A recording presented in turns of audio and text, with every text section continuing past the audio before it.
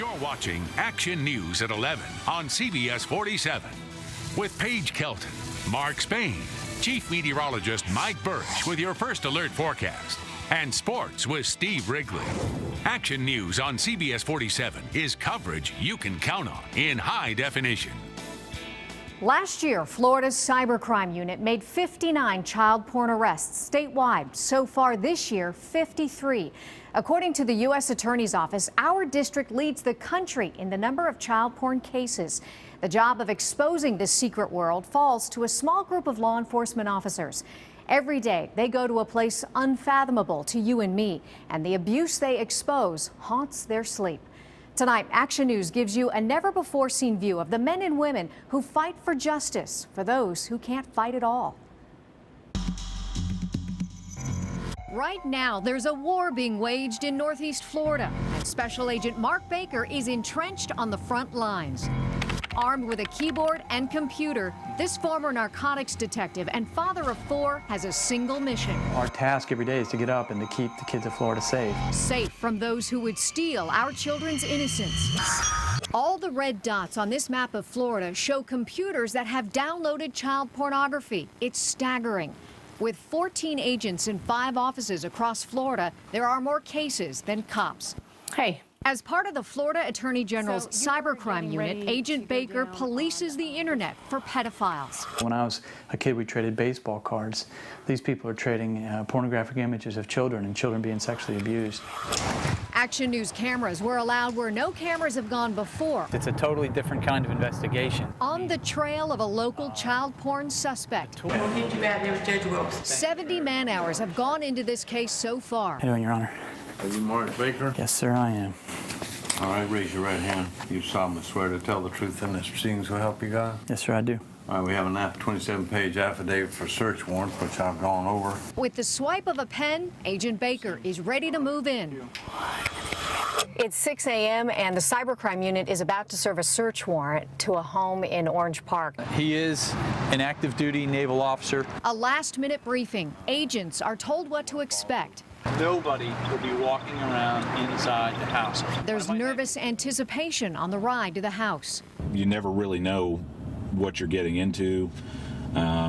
Just because we do as much background as we can doesn't mean that we don't miss the fact that they have weapons in the house. This case has brought us to a quiet neighborhood. It's like any other.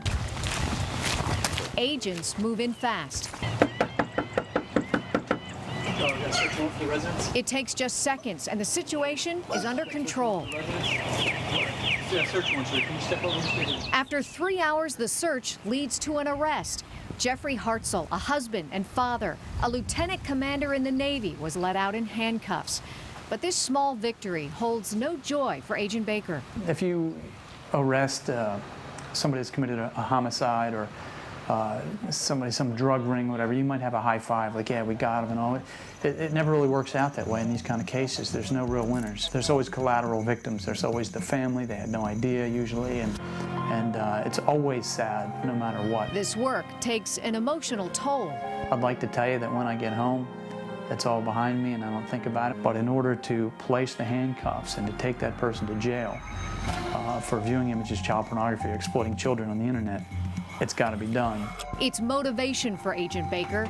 Each day brings new emotions, but also a new chance to make a difference. If you are viewing images of children on the internet being sexually abused and images of child pornography on the internet, we're going to find you, we're going to put you in jail. That's what we do. Jeffrey Hartzell remains in jail tonight. He is set to be arraigned on Wednesday. But our story doesn't end here. The things that we see, you can't really imagine anybody could do that to a child. Some of the pictures just stay with you forever.